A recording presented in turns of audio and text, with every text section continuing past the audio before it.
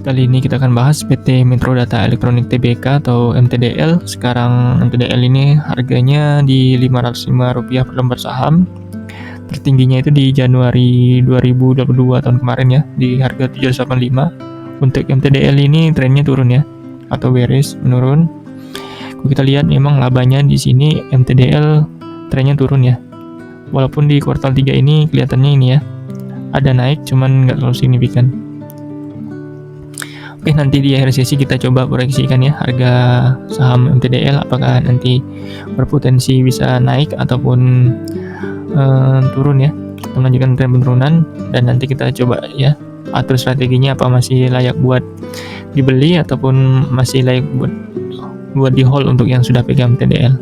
Ya, oke, kita cek dulu ya untuk profil singkat dari MTDL ini. Untuk MTDL ini masuk ke dalam sektor teknologi. Jadi MTDL ini adalah perusahaan teknologi informasi yang bergerak di bidang penyediaan produk dan layanan IT ya, dan produk dan layanan berteknologi tinggi lainnya. Di MTDL ini sahamnya syariah ya. Untuk dewan komisaris dan direksinya bisa dibaca sendiri di sini. Untuk jumlah saham beredarnya 12,28 miliar lembar saham, market cap-nya 6,2 triliun, lumayan besar ya. Untuk jumlah saham beredarnya di masyarakatnya 34,7%, besar. Dipastikan ini saham yang liquid ya. Nah, jadi untuk kalian yang punya modal besar nggak perlu khawatir karena sahamnya bisa dijual belikan dengan mudah. Oke, kita cek dulu ya untuk neraca keuangan dari MTDL ini. Untuk kasnya kita lihat di sini di kuartal 3 bersama ya dengan kuartal 2. Nggak ada kenaikan terlalu signifikan ya di kuartal 3 ini. Lalu untuk asetnya di sini kalau kita lihat ada kenaikan 3% ya dibanding kuartal 2 kemarin. Lalu untuk perkembangan ekuitasnya naik 1% dibanding kuartal 2 kemarin. Untuk liabilitasnya atau hutangnya naik ya, naik 6%. Lalu untuk DER-nya juga naik ya. Kemarin sempat 0,9, sekarang 1,03. Untuk DER idealnya menurut saya di bawah 0,5 ya. Karena kalau DER-nya kecil maka labanya lebih maksimal. Karena nggak gengerus dengan hutang atau biaya cicilan hutangnya ya. Terus untuk DER yang di bawah 1 itu lebih kecil kemungkinan untuk perusahaan itu gagal bayar hutangnya. Oke, itu tadi ya untuk neraca keuangannya. Cuman untuk DER-nya menurut saya kurang ideal ya, menurut saya ya, karena masih di atas 0,5. Kita lanjut ya untuk kinerja perusahaan dari MTDL, dimulai dari revenue atau pendapatannya. Di sini secara Q&Q atau kuartal per kuartal, MTDL ini pendapatannya naik 19% ya dibanding kuartal 2 kemarin, naik 19%, lumayan tinggi kenaikannya. Dan secara year on year di kuartal 3 2023 ini dibanding dengan kuartal 3 tahun lalu ya, ini hampir sama ya. Jadi intinya di sini walaupun di secara Q&Q naik lumayan tinggi ya 19%, namun secara year on year hampir sama ya dengan tahun lalu untuk pendapatannya. Lanjut untuk laba bersihnya di sini secara Q&Q laba bersihnya naik 12% ya. Dibanding kuartal 2 kemarin, di kuartal 3 ini naik 12% laba bersihnya. Kita cek secara year on year di kuartal 3 2023 ini naik 6% dibanding tahun lalu ya, kuartal 3 2002 kemarin. Jadi secara untuk laba bersihnya secara Q&Q dan year on year naik ya. Oke, bagus ya. Lanjut untuk net profit marginnya turun ya. Kuartal 4 ini sempat 6%, sekarang tinggal 3%. Turun. Untuk beban pendapatannya di sini beban pendapatannya naik ya. Di sini naik. Untuk beban operasinya juga naik ya di sini ya. Untuk beban pajak juga naik. Lanjut untuk ROE-nya di sini di kuartal 3 ini 4,3% ya. Hampir sama dengan kuartal 1 ya. Kurang lebih di sini ROE-nya hampir sama ya di kuartal 1, kuartal 2, kuartal 3. Rata-rata kita lihat 4% ya. Kemungkinan nanti di kuartal 4 ini kalau sama ROE-nya mungkin di tahun ini secara setahun kan mungkin di tahun 2023 ini sekitar 16% ya. Sedangkan di tahun 2022 itu ROE-nya 19,6%. Ya di sini.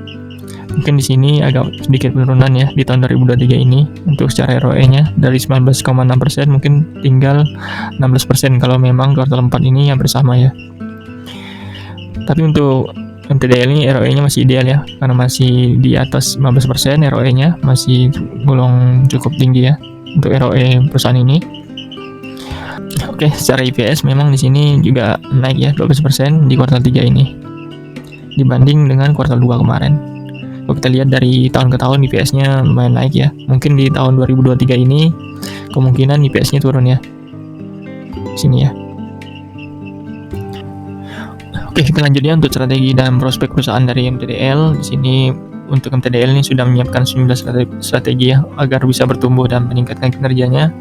Salah satunya itu ekspansi ya, dengan ekspansi dari unit bisnis distribusi, yaitu perusahaan bangun gudang atau city warehouse di kota-kota Indonesia guna memenuhi kebutuhan customer. Di sini juga MTDL juga diversifikasi produk, unit, solusi, dan konsultasi digital ya. Oke, itu tadi untuk strateginya. Lanjut ke prospeknya. Jadi kinerja sektor digital teknologi sepanjang 2023 tidak akan jauh berbeda ya dengan 2022, di mana peluang meraup laba masih kecil ya, mengingat suku bunga masih tinggi. Jadi kalau kita lihat suku bunga BI ini di tahun 2021 dulu 35%, sekarang di tahun 2023 ini udah naik ya 5,75%. Jadi masih berat ya untuk sektor ini untuk labanya, karena mungkin beban operasi juga naik ya tadi. Jadi sektor ini bisa dilirik jika suku bunga mulai melandai ya. Jika nanti tahun depan suku bunga udah turun, mungkin MTDL bisa kembali ke kinerja yang baik ya. Oke, itu tadi ya untuk strategi dan prospeknya. Lanjut untuk kompetitornya dan GCG-nya. Di sini untuk kompetitornya di BI ada Axio, PT Sentral Mitra Informatika ya atau LAK, Zerex, dan lain ya. Untuk integritas manajemen GCG-nya di sini ada kinerja manajemen MTDL dinilai lumayan baik ya, dengan membuktikan mampu bangkit dari masa pandemi. MTDL juga transparan dalam memberikan informasi yang relevan terkait perusahaan, serta tidak adanya berita pelanggaran hukum ya dari MTDL. Jadi secara segi GCG MTDL nggak ada masalah. Kita lanjut ya untuk dividen dari MTDL ini. Jadi MTDL ini termasuk perusahaan yang rajin bagikan dividen ya, hampir tiap tahun. MTDL ini nggak pernah absen bagi dividen. Kalau kita lihat dividen payout rasionya lumayan tinggi ya. Dari tahun 2018 sampai 2021 itu hampir di atas 50% DPR-nya. Sempat di 83,96%. Namun di tahun 2022 dan 2023 ini MTDL hanya membagikan sekitar 16-20% DPR-nya. Dari segi yield untuk yield dari dividen dari MTDL ini dulu sempat 10% ya. MTDL ini sekarang tinggal sekitar 2% ya, 2,7% tertingginya. Jadi dari segi dividen udah mulai menurun ya, dari segi dividen payout rasionya dan dividen yield-nya. Kita lanjut ya untuk valuasi MTDL. Untuk book value-nya di kuartal 3 ini naik 1% ya dibanding kuartal 2 kemarin. Lalu untuk PBV-nya juga di sini 1,7 kali ya naik dibandingkan kuartal 2 tahun ini ya. Kita lihat ini untuk PBV rata-ratanya 1,3 kali, jadi masih di atas rata-rata ya, karena rata-rata di sini 1,3 kali, untuk kuartal 3 ini 1,7 kali, jadi PBV-nya masih sedikit tinggi ya. Untuk dari segi PER-nya di sini masih di bawah 15 kali ya. Oke, masih murah. Untuk harga di bursa sekarang 505, harga wajarnya 566, masih under value ya. Margin of safety-nya 11%. Ya, oke, kita lanjut ya untuk kesimpulannya. Untuk MTDL ini cermin dari kinerja MTDL ini di kuartal 3 lumayan ada kenaikan ya. Ini kan 12%. Ini ada kemungkinan untuk harga MTDL ini kemungkinan ada kenaikan sedikit ya. Kita memang lihat di sini memang ada pergerakan, udah mulai ada kenaikan ya setelah laporan keuangan, udah mulai ada kenaikan sedikit. Namun kemungkinan MTDL ini berpotensi sideways ya, karena kalau kita lihat memang tidak terlalu signifikan kenaikannya. Jadi untuk kalian yang sudah punya MTDL masih bisa layak buat di hold ya.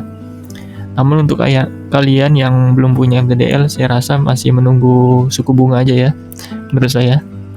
Tunggu suku bunga udah turun baru kita bisa masuk untuk MTDL ini.